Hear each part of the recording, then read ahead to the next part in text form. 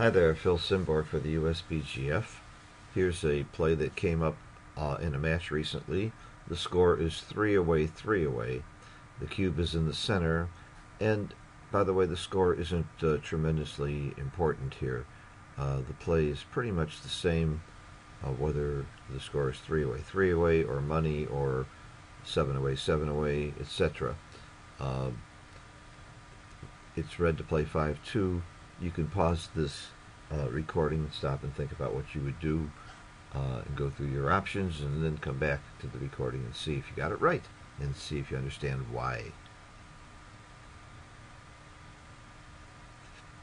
Okay, we teach a checker play process. My teaching partners and I, Perry Stick, John O'Hagan, and David Rockwell.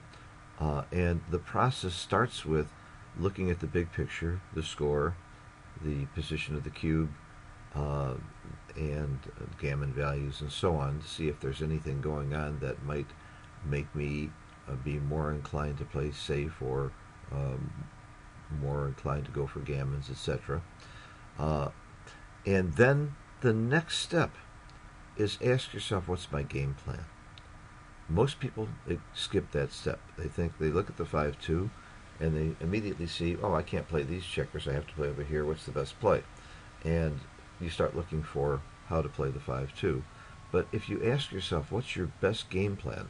How am I going to win this game?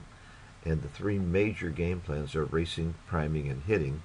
And we are talking about really breaking the hitting game down into different types of hitting games, because there really is a big difference between an attacking or blitzing game plan and playing a back game or a holding game, which are also game plans where you're waiting to get a shot and hit, but because they're so very, very different in their characteristics, it might be worth considering those as totally separate game plans, because when you identify the specific game plan, you can get more specific about what your goals are. But in this case, let's just stay with racing, priming, and hitting. Well, you're down 23 pips in the race, and you can't race. You could play a priming game. You could wait, even though you can't make a priming play right now. And by the way, that's an important factor. Sometimes you decide on a racing game, you still doesn't mean you have to race on that play. Maybe you can. Maybe you were blocked like this 5-2. If you were way up in the race and blue had 4 or 5 checkers back, you might still want to play a racing game, but racing is not possible on that play. But that's your overall goal, and you think in those terms. Same thing with a priming play. You don't always have the ability to make the point. So right now, if you wanted to play a priming game, you would like to make your bar point or your 5 point and block that last checker, but it's not really possible. Given this roll, it's going to be very tough to play a priming game even after this roll, and also no matter what you do with your 5-2, your priming game is going to be pretty worthless if he rolls a 6 something, or even a 4 something and gets out, or he blocks you in. What happens if he rolls a 2-1 on his next roll? What happens if he rolls any one of 15 numbers that make the 4 point?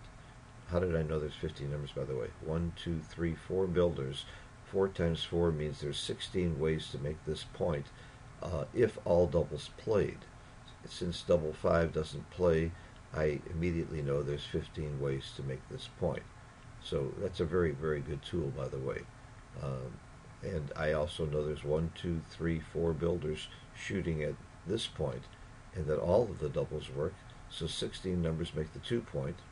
And of course, I also know that only 3 numbers will make the bar point. So you got the 3 numbers that make the bar point, you got 15 numbers that make this point, you got 16 numbers that make this point. It's a lot of point making numbers, and most of the numbers that make this point and this point don't include a 6, which means he's going to probably make this point or run next time. So I'm looking at all the possible plays, but the big picture is I have to hit. It's a hitting game plan. I've got to stop him from putting his checkers here and blocking me so that I'm dead, even if I don't hit on this side. If he escapes, I'm dead, and if he makes one of these points, I'm really dead, and I'm likely to see a cube very soon if either one of those things happens. Also, it's very hard to contain a single checker. So the answer is you hit. Now, here's the other thing. Once you say that you really should be playing a hitting game and that you need to stop him from using his full roll, you need to stop him from getting this checker out, then you play the 5. That's the hitting number. You're not going to hit with the 2, because if you hit with the 2, you know you have to play the 5 from there. So the part of the hit that you know you're making is the 5. Well, that's not true. You could play with the 2 and play to there. That is a possibility, but it doesn't seem like your best option. And by the way, it works out pretty much the same if you play from here to here to play the 5 to there and put the 2 here. So you're really pretty much doing the same thing if you end up moving this checker. So first I hit with the 5 and then decide where is the best 2. And there's several options. One is to move from the 8 point. One is to move from 9 to 7. Give yourself more builders. It gives them quite a few shots. And there's another option that many people wouldn't even consider, and that's just making the ace point. Why in the world would I make the ace point?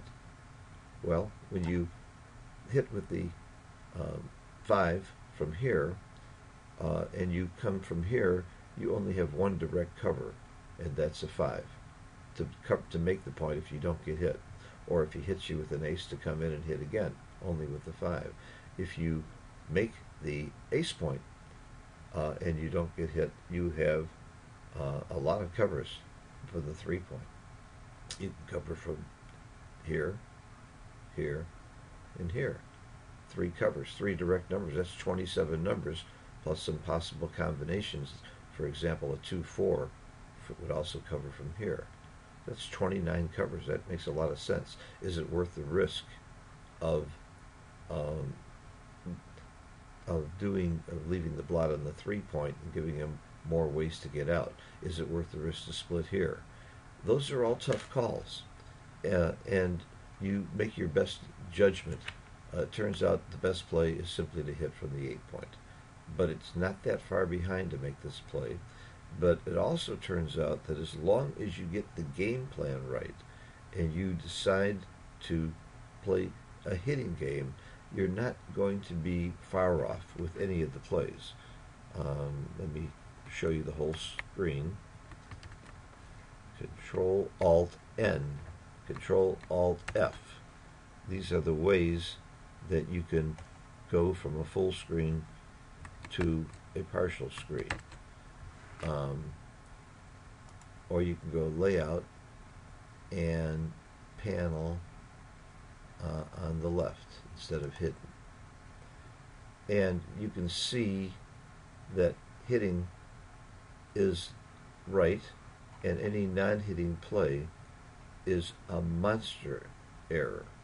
But if you're selecting between the 3 plays, you could be with 9 to 7, leaving many more builders. It's just too risky. You get hit way too often, and sometimes you get hit twice. That's not a great way to hit, but you can see it's still a heck of a lot better than making a 400% error, 43% error. So Extreme Gammon bears it out, and I did roll this out to make sure we got the right answers. And that's what you really have to do to be completely safe, although plus gives you the right answer and is usually pretty accurate. So you must decide on the game plan. You must hit and then decide the best way to hit by looking at the options. And I must tell you, I did consider 6-1, 3-1 and making the ace point quite a long time and debated between these plays. I'm not really upset if I make a 2.5% error. I'd rather not, but at least I'm in the ballpark. At least I'm playing pretty well, and I'm not making a huge blunder. And the difference is by focusing on the game plan and realizing that game plan trumps tactics, and that your tactics are your movement of the checkers, and concentrate more on your game plan than on your tactics, you're more likely to avoid blunders and often make the right play, or at least one that's pretty close. I did rule out 9-7, 6-1. It just looked too big to me, and too many ways to get hit. When I counted the shots and the double shots, the game was over too often. And I've given up a good blocking point when I give up the 9 point. So I hope this helps just remind you to think about game plan all the time. And as you saw, part of the reason for our game plan was because we see what our opponent's game plan is. We see that he's got a great priming game or racing game, and this is the way to stop him from, on his next roll anyway, from doing anything productive in either game. Hitting was not his best game plan. And we forced him into a game where he needs to hit or not hit, as opposed to a game where he can run or prime. Hope this helps you remember to use game plan all the time and concentrate on that. It will make you a much better checker player. Bye-bye. Thanks for watching.